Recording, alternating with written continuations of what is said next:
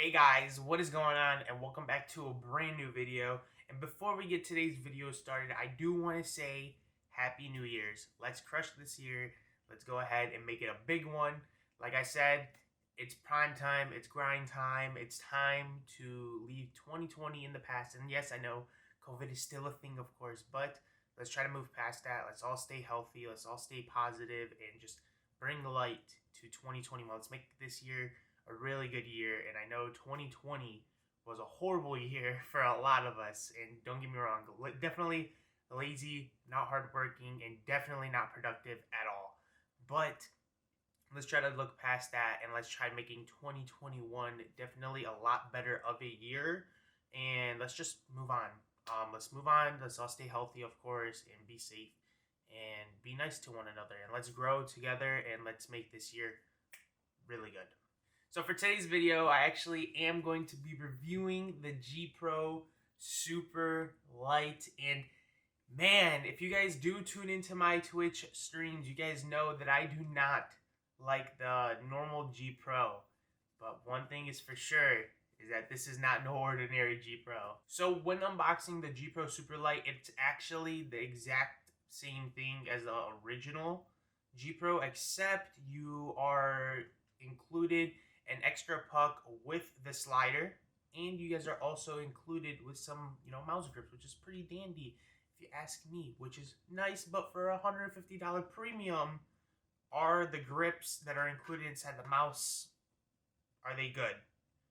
And if I'm being honest with you, the real question is no, they are not. They are exactly like the HyperX $59 mouse that you can actually get for $40.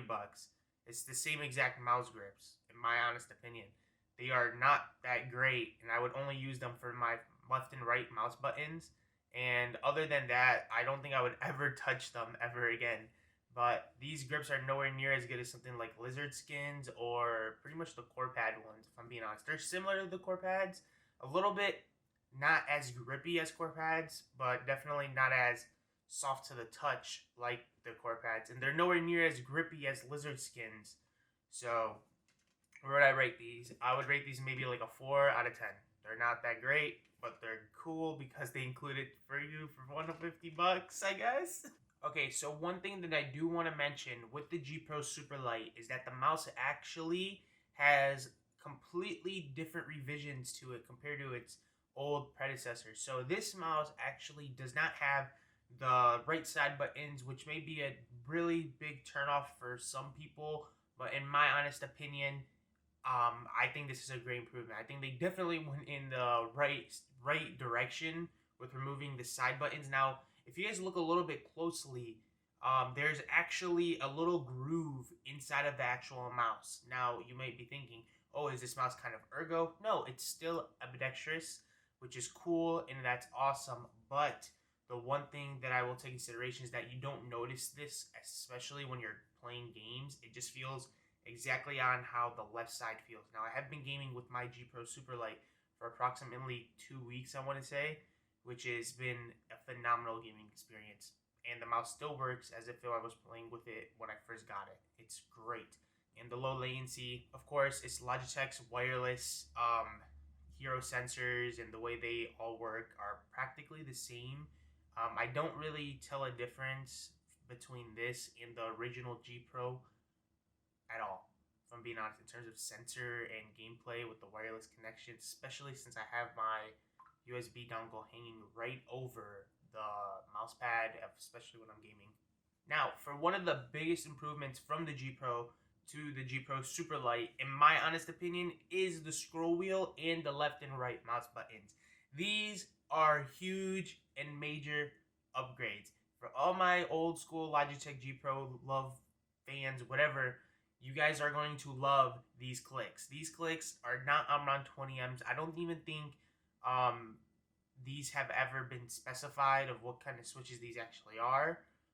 If I do find a link, I will drop it down on this video, and I still till this day cannot find out what switches they use in this mouse, and I don't really want to open up my G Pro to find out, but I can't find it anywhere. If anyone does know, please leave it down below. But these clicks are like KLGM 8.0s and a little bit like 4.0s.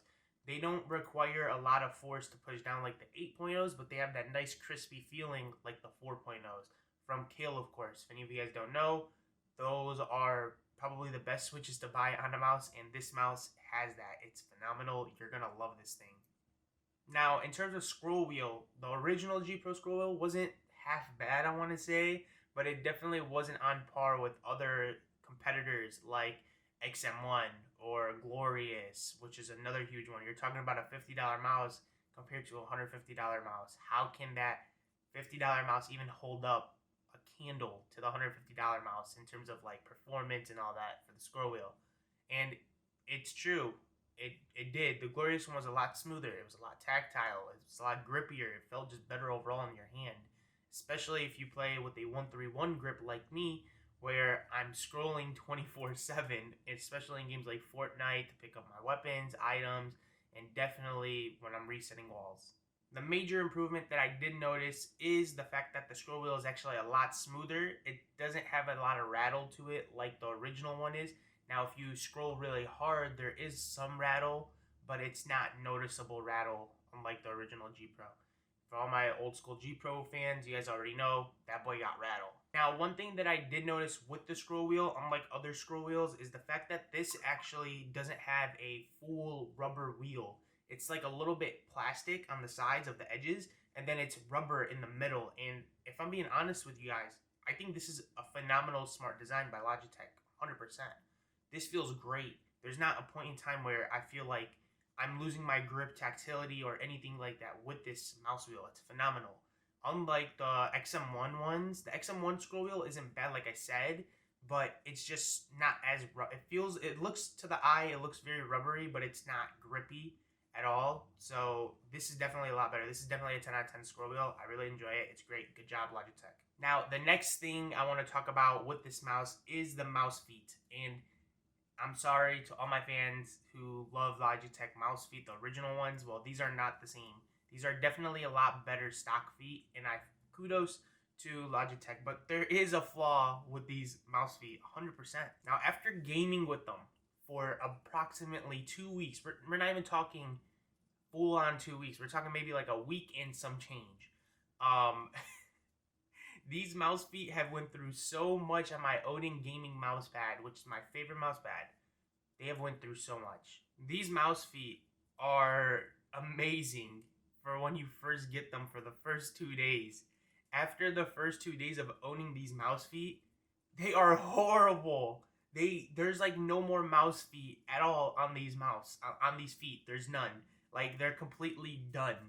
And one thing that I've noticed is that they're very scratchy, especially on my mouse pad. They're scratchy, especially when you burn them down all the way like I did. It really doesn't even look like there's any mouse feet on the mouse anymore. I would highly recommend you guys buying some Tiger Arcs or some core pads whenever those come out, because these are going to need some replacement feet after the first 3 days of you gaming hardcore with it. I'm sorry, it's the truth. Even with the middle puck on the actual G Pro, because if anyone doesn't know, there is a puck that is included that has a little circular mouse foot, which is awesome. You slap that on there, it gives you a lot more glide. It's cool, but it's gonna burn out just as fast as the other feet. And I'm sorry to say that, but it's true. It's true. These mouse feet need some replacements, but they're great stock feet. I would pretty much rate these stock feet probably like a 6 out of 10, simply because they just burned out way too fast for me, and I've never witnessed mouse feet that burn out like these. These feet, as soon as I used them, after the first 2 days, they were gone. And last but not least, before we get into that beautiful B-roll and possibly some sound testings, I do want to talk about the coating and also the side buttons. For the coating they use on the G Pro Superlight, it's actually a lot like the original, except it's not as sweat-proof. It's more sweat-proof, if I'm being honest. It's not where your finger oils, they definitely can show. I have the white model, but even on the white model, your finger oils can only show on the left and right mouse clicks, as those are where you generate the most finger oil. Definitely something that I've noticed a lot on here, but it's not super noticeable.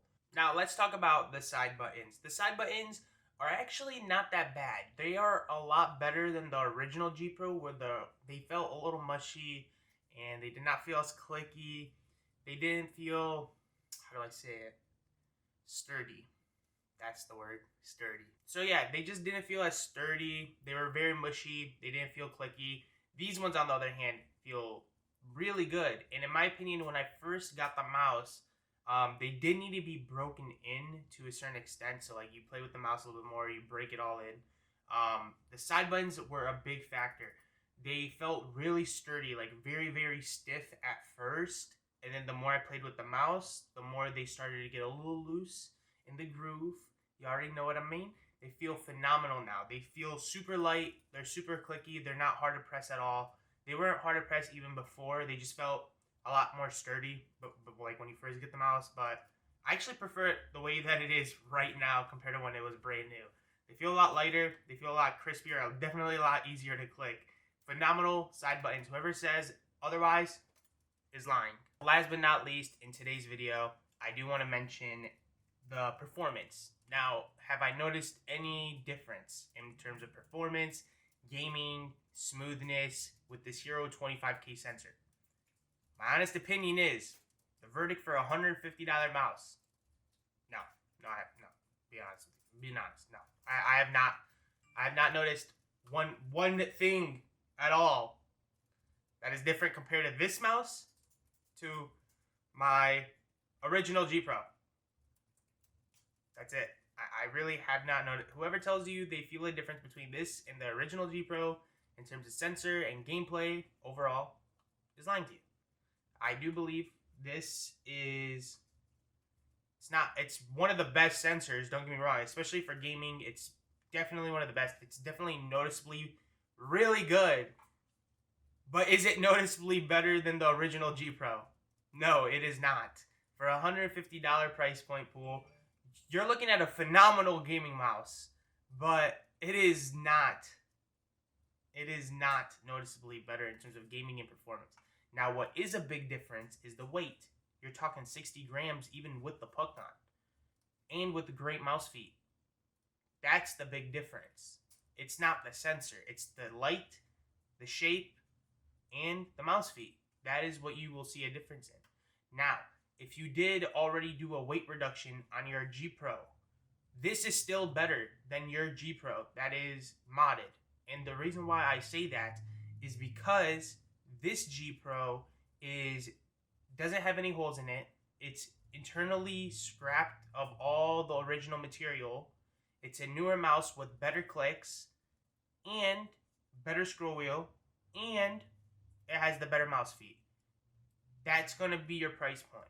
$150 for a high premium end gaming mice. That is phenomenal, especially for the price. Is it bad? No. It's a shape like an egg? Yes. But it is one of the best shapes for all hand grips, all hand sizes, and not to mention, it's a Hero 25K sensor that goes up to like 25,000 DPI sensor. but all jokes aside, it's all going to really come down to mainly the size, like the shape, of course. It's always going to be down to the shape. It's going to come down to the new clicks. And then it's also going to come down to, in my opinion, the weight. The weight is a huge one. Like I said, like if you modded your original G Pro, this is still better because it doesn't have no holes. It's not unbalanced. This is completely balanced. That's going to be the main game changer for all you G Pro lovers. So this is my new main mouse, and there's a reason for that. It's the perfect shape. It's the scroll wheel, and it's the side buttons, and it's definitely because it's lightweight and it's wireless. That's the main reason why I chose the G Pro to be my main mouse of 2020, and we'll see where 2021 can take us. Thank you all for watching today's video. If you guys did, make sure to leave a thumbs up, a comment, and a like. And if you guys did make it down to the end of today's video, I do want to say I am doing a giveaway on the Glorious Model O and the Glorious Model D and D-. So if you guys do want one of those, all you guys got to do is comment, like, and subscribe. And then when you guys do end up commenting, just say done. That's all you got to do. But yeah, that's it pretty much. Have a great New Year's, guys. Let's enjoy it. Let's make it a wild dream. Thank you all for watching. I'm out.